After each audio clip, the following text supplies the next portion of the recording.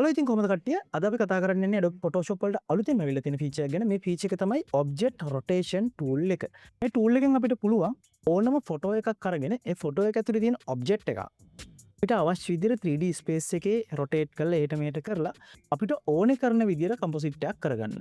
අපි එහෙනම් බලමු අපි කොහොමද මේක කරන්නේ කියලා. මුලින්ම ඕගොල්ලන්ට මේක කරන්න අවශ්‍ය වෙනවා Adobe Photoshop ලගේ බීටා කියන version එක. බීටා version එකේදී වෙන්නේ ඒගොල්ලෝ ටෙස්ට් කරන්න තමයි මේ version එක දීලා තියෙන්නේ. එතකොට මතක තියාගන්න ඕන දේ තමයි client project වලදී ඔයාලගේ ලොකු project එකක් කරනකොට කවදාවත් බීටා වල ඒක කරන්න යන්න එපා. මොකද බීටා version එක crash වෙනවා සෑහෙන විදිහට. මොකද ඒගොල්ලෝ ඒක ටෙස්ට් කරන්න දාලා තියෙන එක නිසා. මම දැනට ඉන්නේ 27.6 වල. මම දැනට ඉන්නේ 27.6 වල. නමුත් මේ ෆීචර් එක ආවේ 27.5 වලදී. right. එතකොට මේ object rotation tool එක කියලා කියන tool එකෙන් වැඩ කරන්න හරිම ලේසි. මේක කරන්න තියෙන්නේ ඔයගලන්ට අවශ්‍ය කරන background එක ගත්තා.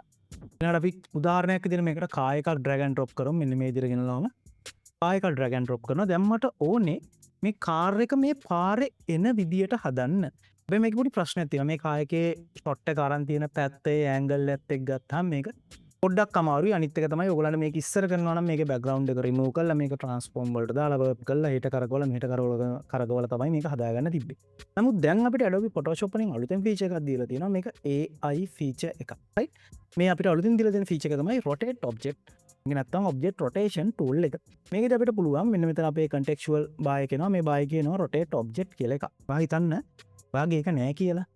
right. ඔයාගේ එහෙම එකක් නෑ. එහෙම එකක් නැත්තම් ඔයාට කරන්න තියෙන්නේ Control T එහෙමත් නැත්තම් Command T ඔබලා ඔයාගේ free transform tool එක ඇතුළට යන්න ඕනේ. ඒක ඇතුළට ගියාන් පස්සේ මෙයා අපිට දෙනවා මෙතනින් rotate object කියන tool එක.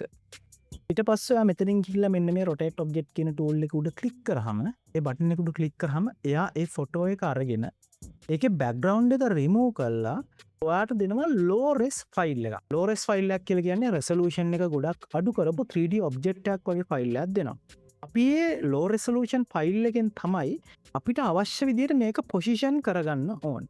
right. මේ තියෙන අපිට දීපු low resolution file එක ඔයගලන්ට පේනවා ඇති මේක පොඩ්ඩක් quality එක අඩුයි. ඊළඟට ඔයාලට කරන්න තියෙන්නේ මේක ඔයාලට අවශ්‍ය විදිහට මේක වටේට තියෙනවා අපිට handles වගේක් දීලා ඒ වගේම මෙතන contextual bar එකෙත් අපිට තියෙනවා ඒ වගේම rotate කරන්න පුළුවන්. rotate කරනවා නම් මෙහෙම වෙනවනේ ලස්සන එකේ.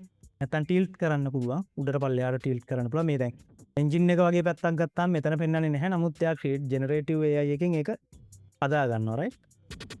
අර පොඩි දේවල් තියෙනවා. يعني කායිකේ නැති දෙයක් නේ අපි ගන්න. එතකොට එයා AI එකෙන් හදනකොට පොඩි ප්‍රශ්න එනවා. ඊට පස්සේ ඔයාලට මේක රීසෙට් කරගන්න පුළුවන්. මේ බටන් එකකින් ඔයාලට කරන්න තියෙන්නේ ඔයාගේ කරපු rotation එක රීසෙට් කරගන්න පුළුවන්. ඊළඟට අපිට මේ ටිකම කරන්න තව තැනක් දෙනවා. මෙන්න මෙතන මේ properties කියන panel එකේ. ඒ panel එකෙත් මේ ටික අපිට දෙනවා. එතකොට මෙතන මේ තියෙන්නේ මේක ටිල්ට් කරන්න උඩට පල්ලෙහාට. මේකෙදි වෙන්නේ කැමරා එක ටිල්ට් වෙනවා. අපි ඔබ්ජෙක්ට් එක දිහා බලන් ඉන්න කැමරා එක ටිල්ට් කරන්න පුළුවන්. නැත්තම් කැමරා එක අපිට දෙපැත්තට මූව් කරන්න පුළුවන්. ඊළඟට අපිට පුළුවන් මේකේ perspective එක වෙනස් කරන්න. ඒ කියන්නේ සාමාන්‍යයෙන් අපි සමහර lens වලින් ෆොටෝ ගන්නකොට පොඩි distortions එනවා. ඒතකොට වාහනයක් අපි ළඟම තියෙද්දි අපි ගන්නකොට ඒකේ පොඩි වෙනස්කමක් තියෙනවා. ඒ වගේ දේවල් අපිට පුළුවන් මේකෙන් හදාගන්න. ඔයාලට කරන්න තියෙන්නේ එතකොට මේක ගෙනල්ලා ඔයගලන්ට අවශ්‍ය විදියට rotate කරලා right. මේක ගොඩක් ලේසි. මෙන්න මෙතනින් කරන එක මම ඒකින් දෙතනින්ම කරන්න. මේක ඔයගලන්ට ඕන විදියට කායක අදාගෙන තියාගෙන ඔයගලන්ට අවශ්‍ය කරන තැන මෙන්න මෙහෙම. ඊළඟට මේක perspective එකක් ඕනනම් පොඩ්ඩක් හදලා. මොකද අපේ ඇඟට කාය කියනවනේ. ඇඟට කාය කියනකොට මූණ ටිකක් ලොකුවට අපිට පේනවා. පිටිපස්ස කායකේ පිටිපස්ස වෙනකොට ඩිකි එක වෙනකොට පොඩ්ඩක් පොඩි වෙන්න ඕනේ. ඒකත් පොඩ්ඩක් බලලා මේක ඔයගලන්ට set වෙන විදියට තියාගෙන මේකේ sizes ඔයගලන්ට බැලුවම සාමාන්‍යයෙන් තේරෙනවනේ මේකට මේ වගේ size එකක් match වෙනවා කියලා. එහෙම බලලා මේක තමන්ගේ ඇහැට ගැලපෙන විදියට අපි හදා ගන්නවා. හදාගෙන අපි මෙතනින් මේක done කරනවා. done කරායින් පස්සේ වෙන්නේ අර අපිට දීලා තියෙන low resolution image එක තියෙනවනේ. දැන් අපි rotate කරපු object එක. ඒ low resolution image එක එයා AI credits use කරලා. ඒ කියන්නේ අපිට Adobe ළගෙන් හම්බ වෙනවනේ credits. AI credits තියෙනවා. මේ එක generation එකකට credit 20ක් යනවා. මම මේ recording එක කරන වෙලාවේදී මෙයා ඒ AI credits use කරලා මෙතන high resolution image එකක් හදා. right. දැන් අපිට කායක ඒ angle එක හරියට තියෙනවා. නමුත් අපිට පොඩි ප්‍රශ්නයක් තියෙනවා. මේකේ colors වල පොඩි අවුලක් තියෙනවා. ඒකටත් අපිට Photoshop ලා දීලා තියෙනවා feature එකක් harmonize කියලා. මේක දැන් අවුරුද්දක් විතර වෙනවා ඇවිල්ලා. අපිට පුළුවන් මෙතනින් ගිහලා contextual bar එකෙන් මේක harmonize කරායින් පස්සේ යා කරන්නේ ඒ ඔබ්ජෙක්ට් එක අරගෙන ජෙනරේටිව් AI වලින් එයා බලනවා මේක කොහොමද මේ බැක්ග්‍රවුන්ඩ් එකට මැච් වෙන්න මම හදන්නේ කියලා. රයිට් අදලා එයා අපිට ඔප්ෂන්ස් තුනක් දෙනවා. අපිට කැමති ඔප්ෂන් එකක් තෝරගන්න පුළුවන්. රයිට් දැන් මේ තියෙන අපිට ඔප්ෂන්ස් තුනක් දීලා තියෙනවා. මේ තියෙන එක ඔප්ෂන් එකක්. මේ තියෙන ඊළඟ ඔප්ෂන් එක. ඊට පස්සේ මේ තියෙන ඊළඟ ඔප්ෂන් එක. දැන් මේ වගේ එකක් කරනකොට කම්පොසිෂන් එකක් කරද්දි කම්පොසිට් එකක් කරද්දි කම්පොසිෂන් මේ කොම්පොසිට් එකක් කරනකොට නැත්නම් ඉමේජ් මැනිපියුලේෂන් එකක් කරනකොට අපි හොඳටම හිතන්න ඕන දෙයක් තමයි මේකේ ලයිට්ස් කොහොමද වැඩ කරන්නේ කියලා. ඔයාලට පේනවා ඇති මෙන්න මේ හරියෙන් තමයි මෙයාගේ ඉර තියෙන්නේ. ඉර කෙලින්ම ඇවිල්ලා කායකට වැදුනහම කොහොමද ලයිට්ස් වැටෙන්නේ කියන එක ගැන පොඩි අයිඩියා එකක් තියාගෙන තමයි අපි මේකෙදි සිලෙක්ට් කරගන්න එක සිලෙක්ට් කරගන්න ඕන. රයිට් මට හිතෙනවා සාමාන්‍යයෙන් මේ වගේ වෙලාවකදී මෙන්න මේ වගේ එකක් යයි කියලා ඒක තමන්ගේ හැට ගැලපෙන විදිහට තමන් තමයි ඒක කරන්න ඕනේ. හරිනේ. දැන් අපි ආයක සිලෙක්ට් කරගත්තා. දැන් අපිට පුළුවන් මෙතන ඉඳලා අපි Photoshop වල ඉගෙනගෙන තියෙන දේවල් පාවිච්චි කරලා මේ ෆොටෝ එක තව ටිකක් ඩෙවලොප් කරන්න. මේ මොකක්ද දන්නවද? දැන් ඔයා හිතන්න මේ කායක පාර දිගේ එන ගමන් කායකක්නේ. එහෙම එන ගමන් වාහන එකක් ෆොටෝ එකක් ගත්තාම ඒකේ රෝදවල මූවමන්ට් එක පේන්නේ රෝද බ්ලර් වෙනවා. රයිට් එහෙම නැතිව ෆොටෝස් ගන්න පුළුවන්. නමුත් සාමාන්‍යයෙන් මේ මූවමන්ට් එක පේන්නේ රෝද බ්ලර් වෙනවා. එතකොට අපිට පුළුවන් මේකේ මෙන්න මේ රෝද ටික බ්ලර් කරන්න. මේක කරන්නේ මෙතනින් ඔයගොල්ලෝ යනවා ෆිල්ටර් වලට. ෆිල්ටර් වල තියෙනවා බ්ලර් ගැලරි කියලා එකක්. බ්ලර් නෙමෙයි බ්ලර් ගැලරි. බ්ලර් ගැලරි එකේ තියෙනවා ස්පින් බ්ලර් කියලා එකක්. ස්පින් බ්ලර් එකෙන් මෙන්නේ අපි එක පොයින්ට් එකක් තිබ්බම මේක වටේට ස්පින් කරලා එයා එතන බ්ලර් එකක් හදනවා. අපි බලමු ඒක කොහොමද කරන්නේ කියලා. රයිට්. බ්ලර් ගැලරි වලට ගියා. ස්පින් බ්ලර් එක ගත්තා. අරගෙන ඔයාගේ කායකේ රෝදේ තියෙන තැනට ඔයා ඒක අරගෙන එනවා මෙන්න මෙහෙම. අරගෙන ඇවිල්ලා පොඩ්ඩක් මේකේ සයිස් එක හදා ගන්නවා. සයිස් එක හදා ගන්නකොට පුළුවන් තරම් රෝදෙට ගැලපෙන විදිහට හදා ගන්න try කරන්න. මෙහෙම හදන්නම බැරි අවස්ථාවක් තිබ්බයි කියලා ගැටලුවක් නැහැ. ඒක අපිට පස්සේ modify කරගන්න පුළුවන්. මේකේ තියෙන පොඩි තව option එකක් මම පෙන්නනවා. තව පොඩි වැඩක් කරන්න පුළුවන්. අපිට මේක හදා ගන්න පුළුවන්. මම blur angle එක 110ක් විතර තියා ගන්නවා.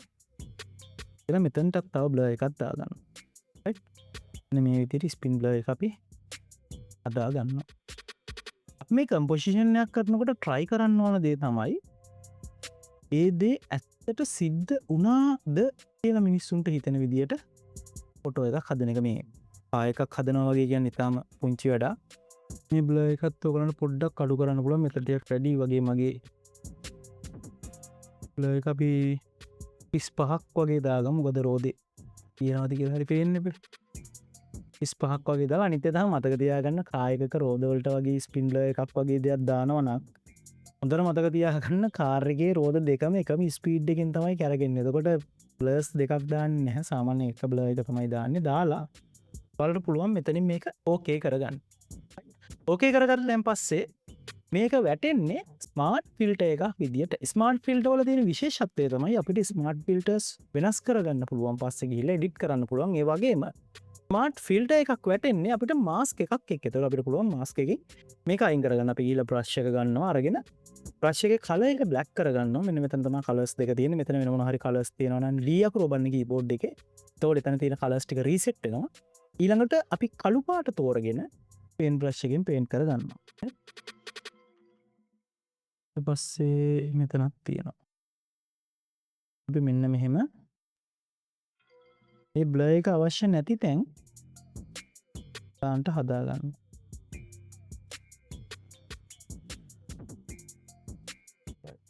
සාමාන්‍යයෙන් මේ වගේ එකක් අපි මාස්ක් කරනකොට දැන් මම මෙතන ෆ්ලෝ එක 50 තියාගෙන කරන්නේ. නමුත් ෆ්ලෝ එක ටිකක් අඩු කරලා කරනවා නම් අපිට ලොකු කන්ට්‍රෝල් එකක් තියෙනවා. අපිට ඒක ඕනේ විදිහටම ගන්න පුළුවන්. අනිත් එක තමයි හිතන්න ඔයාලට වැරදිලා මේ හරිය මෙහෙම වුණා කියලා. මාස්ක් වුණා කියලා. එතකොට ඔයාලට පුළුවන් X අකුර ඔබලා මෙතන කළු පාට එක සුදු පාට කරගෙන ඒක ඇල්ල ආපහු පේන්ට් කරලා අපේ ඉෆෙක්ට් එක මතු කරගන්න. ඊළඟට දැන් ඒක පොඩි තියෙනවා පොඩි මැච් එකක් තියෙනවා. හැබැයි මෙතන පොඩි ප්‍රශ්නයක් තියෙනවා මට. මේක නිකන් වින් ස්ක්‍රීන් එක කියන්නේ ඉස්සරහා මෙන්න මේ තියෙන ස්ක්‍රීන් එක ග්ලාස් එක ගැලපෙන්නේ නැහැ වගේ. right? එතකොට ඒ වගේ වෙලාවකදී අපිට පුළුවන් ජෙනරේටිව් AI යූස් කරලා මේක ආපහු ජෙනරේට් කරලා මේකට ගැලපෙන විදිහට ගන්න. ඒකට සිලෙක්ට් කරන්න පුළුවන් ඉති ගොඩාක් තියෙනවා. හරි ක්වික් සිලෙක්ෂන් තියෙනවා, සිලෙක්ෂන් බ්‍රෂ් එක තියෙනවා, පොලිගනල් ලසෝ එකෙන් වගේ ගහගන්න පුළුවන්. එහෙම නැත්නම් පෙන් එකෙන් ගහන්න පුළුවන්. ඒක තමන්ට කැමති විදිහකට කරගන්න පුළුවන්. මම ඉක්මනට සිලෙක්ට් කරගන්න මේක සිලෙක්ෂන් බ්‍රෂ් එකෙන් ගිහිල්ලා ඔයගලන්ට ටූල් එකක් පෙන්වන්න පුළුවන්. මෙන්න මේ විදිහට මේක වටේට මෙන්න මෙහෙම සිලෙක්ට් කරගන්න. මේක අර හරියටම දශමෙටම සිලෙක්ට් කරන්න අවශ්‍යයි කියලා එකක් නැහැ. ඔයාලට පුළුවන් විදිහට ලේසි විදිහට මෙන්න මෙහෙම මේක වටේට බ්‍රෂ් එකෙන් ඇඳ ගන්නවා. මතක තියාගන්න ඕනේ මේ බ්‍රෂ් එක යූස් කරද්දි ඔයාලා පටන් ගත්ත තැනින්ම ඉවර කරොත් එයා ඇතුළ ෆිල් කරනවා. ඊළඟට ඔයාලට වැඩි කියලා හිතෙනවා නම් ඔයාලට පුළුවන් කන්ට්‍රෝල් බටන් එක ඔබාගෙන මෙන්න මේ විදිහට මේක අනවශ්‍ය කැලරි ටික අයින් කරන්න. නමුත් අර ඒක එච්චරම හොඳටම අවශ්‍යයි කියලා එකක් නැහැ. සිලෙක්ට් කරලා නැති තැන් තියෙනවා නම් ඔයාලට ඔබ මේක බ්‍රෂ් කරන්න පුළුවන්. වගේ කීබෝඩ් එකේ බොක්ස් බ්‍රැකට් එක තියෙන බොක්ස් බ්‍රැකට් එකේ ඕපන් බ්‍රැකට් එකෙන් අපිට පුළුවන් බ්‍රෂ් එක පොඩි කරන්න, ක්ලෝස් බ්‍රැකට් එකෙන් අපිට පුළුවන් බ්‍රෂ් එක ලොකු කරන්න. රයිට්? අපිට පුළුවන් මේක දාපො බ්‍රෂ් කරලා මේ විදිහට සිලෙක්ට් කරලා නැති කැලල සිලෙක්ට් කරගන්න පුළුවන්. දැන් පොඩ්ඩක් පැන්න මම ඒක අප පොඩ්ඩක් හදා ගන්නවා මෙහෙම. හදලා සාමාන්‍ය ගානකට තියෙනවනේ. මම මෙහෙත් හදන්න පුළුවන්.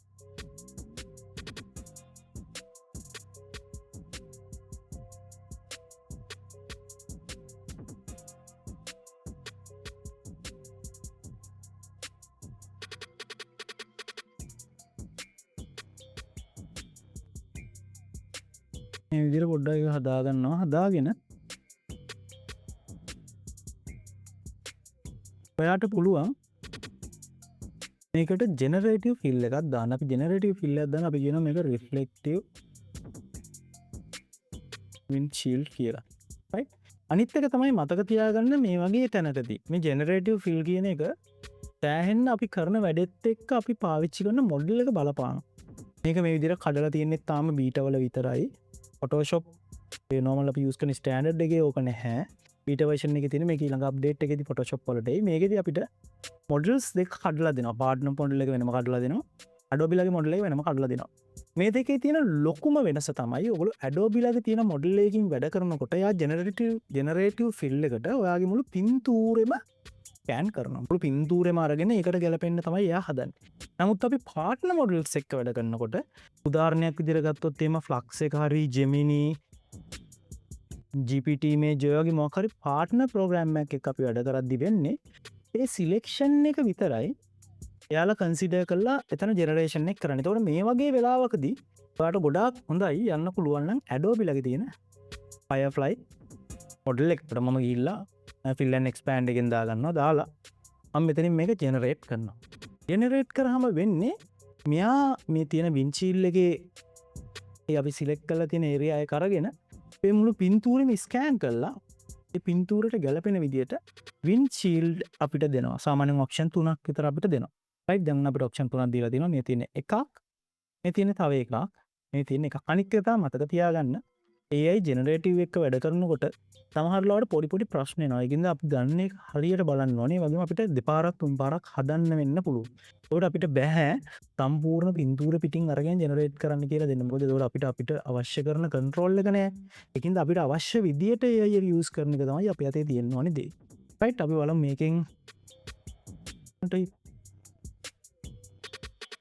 මේකෙන් මට හිතෙනවා මේක වගේ ටිකක් මැච් වෙනවා කියලා.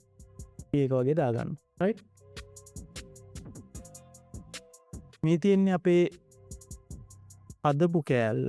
මේ තියෙන්නේ අපි හදපු ෆොටෝ එක. right? අපි කායක ගෙනලා තියපු ටික මේ තියෙන්නේ. මේ තියෙන්නේ ඒක ඔරිජිනල් එක. පේනවනේ ඒක තාම ලස්සනට මැච් වෙලා ලස්සනට කම්පොසිෂන් එක වෙනවා. හැබැයි මතක තියාගන්න හැම වෙලාවෙම AI use කරන්න යන්නේ නැතුව අපිට අවශ්‍ය විදියට අපි AI use කරගෙන අපිට අවශ්‍ය කරන දේ කරගන්න එක තමයි අපි Photoshop වලදී කරන්න ඕනේ. එතකොට ඕගොල්ලන්ගේ ඒ දවස්වල ඉඳන් ඉගෙනගෙන Photoshop දැනුම අපත යන්නේ නැහැ. අපිට මේ දේවල් ඉක්මනට කරගන්න පුළුවන් විදියක් තමයි AI එකෙන් හදලා දීලා තියෙන්නේ. එහෙනම් වීඩියෝ වලට මම ගොඩක් ස්තුතියි. අපි ඊළඟ වීඩියෝ එකෙන් ආපහු හම්බෙමු.